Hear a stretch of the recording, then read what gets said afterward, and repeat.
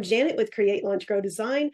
I'm a web designer and developer for small businesses who have outgrown their website and need a hand going from stuck to strategic.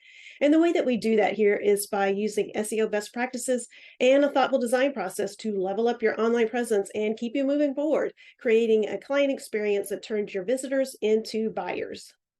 Hi, I'm Lauren Newton, and I'm a web designer with an eye for SEO. I help small businesses with their online presence by increasing website traffic and boosting conversion rates, ultimately turning more visitors into loyal customers. I'm Kate Newnham from Up Designs, and I really enjoy working with health and wellness entrepreneurs who want to make a difference. They're fired up. They have a bigger mission to help people in the world, and they need a website that is, awe-inspiring, memorable, strategic, and can get them to where they need to go and help them achieve their business goals. And they have this tremendous value, and I just want to make sure their website reflects that. Welcome back, everybody, to our website roundtable series. We are a passionate group of website strategists, designers, developers, and tech specialists that love helping entrepreneurs, CEOs, and business owners to transform their websites and elevate their businesses. So today we are going to talk about how to get clients to your website. Maybe you have a website, it's been designed, you're loving it, but maybe just you need the exposure now. So we're going to be talking today a lot about how to get clients to your website. So we can get started. Janet, do you want to get started with maybe some basic ideas on what people can do to get traffic to their website? Yeah. So I think everybody knows this, that there is no "you will build it and they will come" type thing. So it takes planning, you planning before, after, during the whole process. And then, if you have a marketing expert, an SEO expert, or your developer, they might have some recommendations, but just sharing and getting out there is the biggest thing. Like your blog posts, getting on social media, sharing even on your personal Facebook page, which, people are scared to do that a lot, But yeah, just sharing is the biggest thing, is getting out there just to beef up your SEO and search results. Yeah. I mean, an intro post, right? I mean, it could literally, like you said, be as simple as, on Facebook, for example, even if it is your personal page, you can say, I don't know if a lot of you know this, you'd be shocked the amount of people who you know already in your network or in your extended network who they know you, but they don't really know exactly what you do. So you could just say, hey, I don't know if you know this, but in my business life, this is what I do. If you know anybody who, that is a great starting point for marketing. This is organic marketing. It's genuine. I'm not a big believer in marketing that's not genuine, that's not real, that's not human, despite what the AI world coming at me. And yeah, that will help attract people to you. I mean, that's just the most basic thing, is to just, and something that I include in my package is my website package, is that after the website is done, and sometimes I don't offer, actually, it's usually with existing clients, but I offer them a marketing content package to help promote their business. So it will give them some ideas on the types of LinkedIn posts they can do. I give them a strategy, specifically for LinkedIn for most of my clients, because a lot of people just don't know what to write, or they don't want to be bothered with coming up with the idea because they're busy.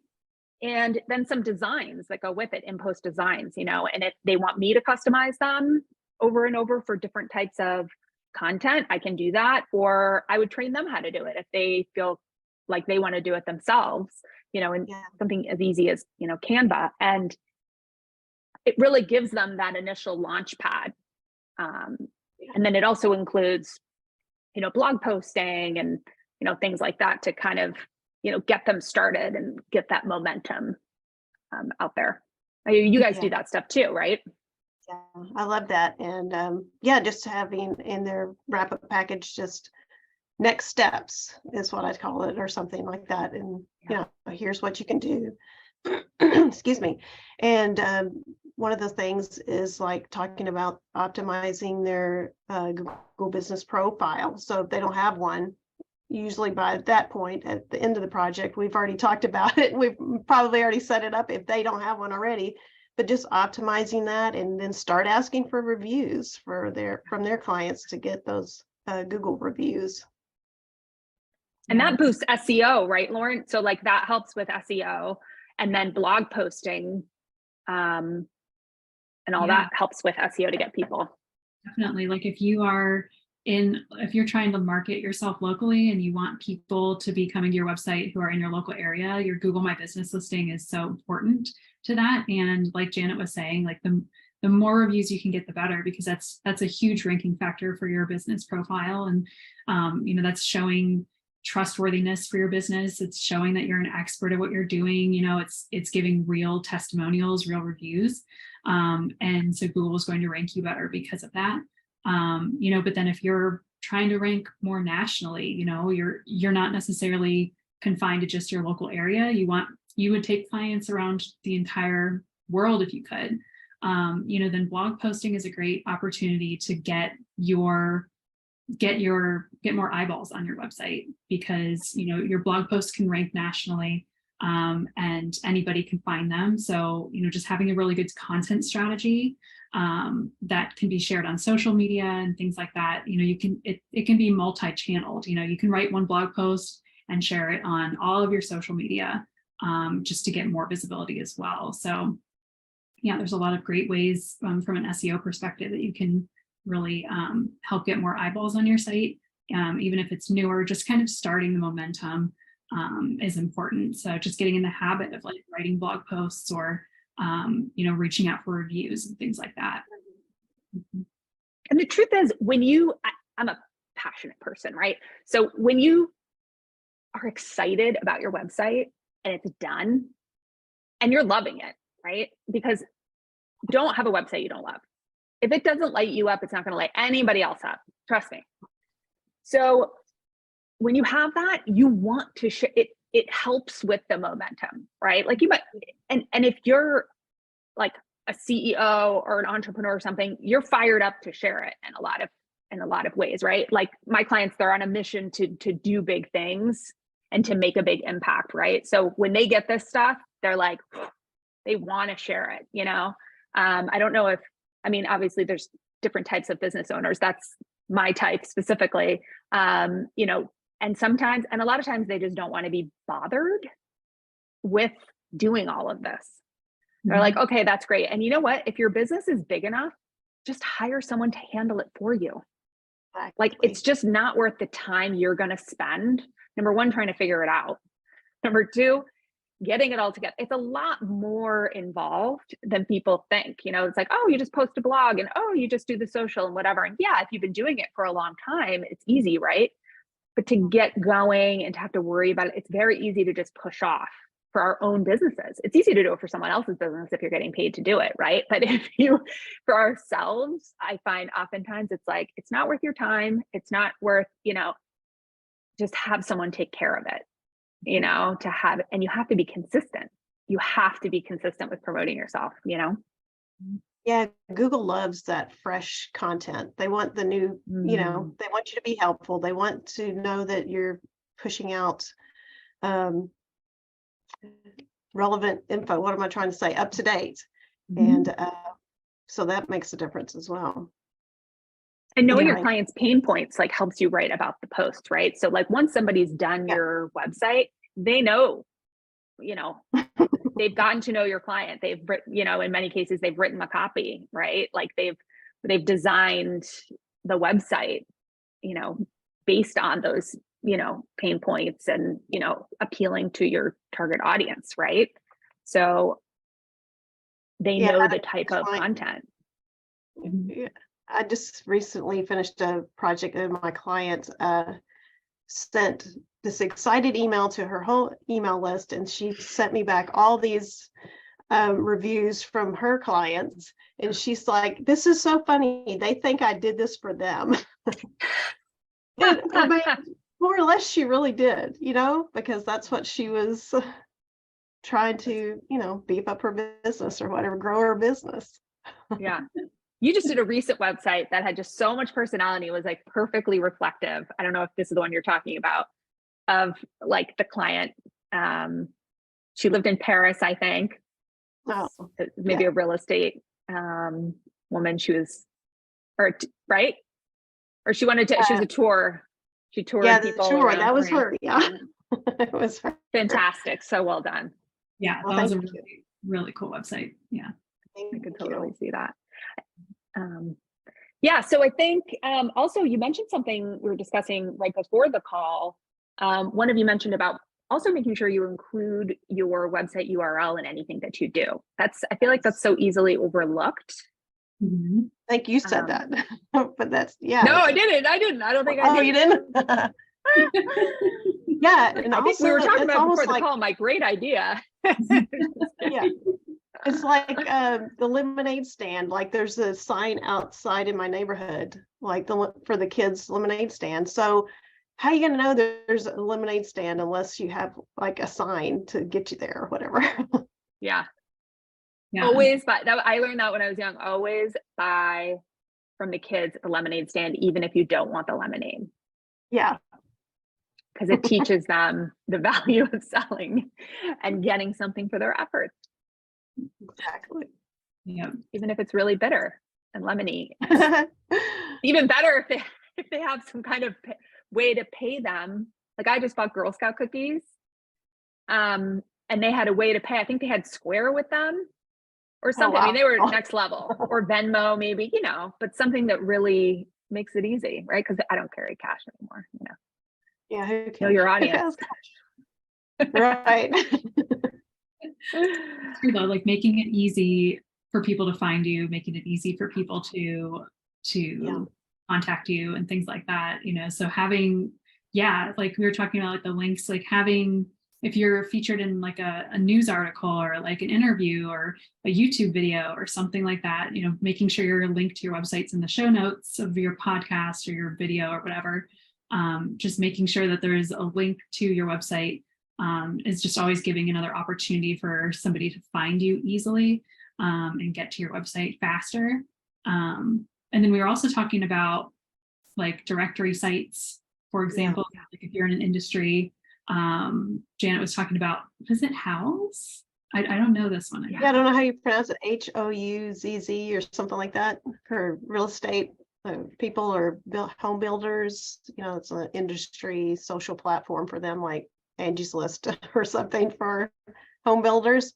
But yeah, just updating, keeping that stuff updated with your URL and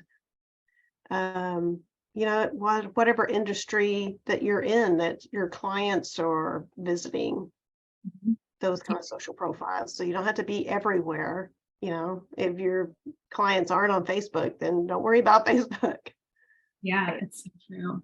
Yeah, like Yeah. I had a client who was a therapist, and she was initially getting a lot of clients from, I think it's psychologytoday.com, but there's like a directory listing for therapists there, and she was initially getting people contacting her through that, but then she used her website link so they could learn more about her in particular as a therapist and like what she specializes in. So that's where I think the website can come into play, is like somebody might find you on a directory site, but then navigate to your website to really learn more and more about you and make sure you're the right fit for them. And you can see that in your analytics, right? Yeah. Lori? Where they're coming from. Yep, exactly. You put a tag on the website, right? Yes. Or add it to Google Analytics, I guess, right? Mm-hmm. So I was actually just thinking about LinkedIn, since that's really where I focused a lot of time. And LinkedIn is really underutilized, I think, still. There's just so many things you can do. I mean, really just go through your contacts and reach out to individuals that you're already connected to, that you probably don't even know you're connected to or forgot you were connected to, because there's tons of them. And ask, just say hi, start up a conversation, and I think genuine and organic And sometimes I hear back from people and sometimes I don't hear back from people, but to make those connections. And the other thing I think that is super, super underutilized is commenting. Hugely underutilized and so important to getting those personal relationships. And it's truly remarkable to me, the kind of feedback and connections and clients that I've gotten from doing that. Just yesterday, I commented on somebody's post, and somebody that I've already talked to that I'm really interested in working with. And I really like what she does. She's in functional medicine, which is one of the things I'm really passionate about. And, she reached out to me today. I'm interested now in working together. So it's just, but it was genuine. It wasn't salesy or weird or anything. I really do want to work with her because I think she's great. And I think she has so much to offer. And I really like when I can be a cheerleader for those clients. So I just found that super interesting, and just, having those real conversations, again, because people want to work with real people that they like, right? And if you're interested in a topic that they're interested in, it's not like it's, weird at all. It's, natural. So, and not commenting just, I tell all my clients, it's not just commenting, great article, congrats, right? Because everybody's doing that. You didn't take a second to think about it. Think about it like a dinner party. If someone says, hey, I just found this great article, you're not going to go, great. And then turn and start talking to the next person, right? Yeah, so true. Yeah. Respond like you gave it a 10-second thought. Get in their head. What are they thinking? Wow, what a great accomplishment. They're so lucky to have you. Just like the extra oomph, or, a thought, an expanded thought on something that showed that you read their post, right? And do that regularly. I think you'd be surprised how far that could come, just organically marketing. Mhm. That's such a good point. Because it's so easy to just scroll and just and Yeah. send one of those preset, comments that they give you. Now AI does that too. They have automated responses to comments, and I'm like, oh God, here we go.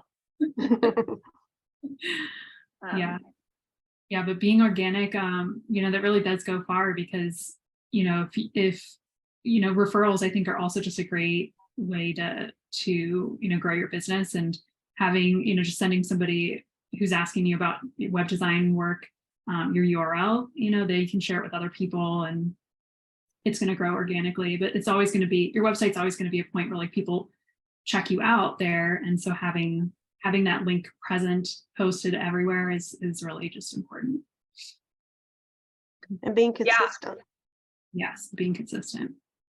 Oh yeah, you got to be consistent. It's so easy when you run your own business. I know for solopreneurs, it's really easy to be spotty. Yes. I'm too busy right now. I can't do it. Okay, now I have time. I'll do it.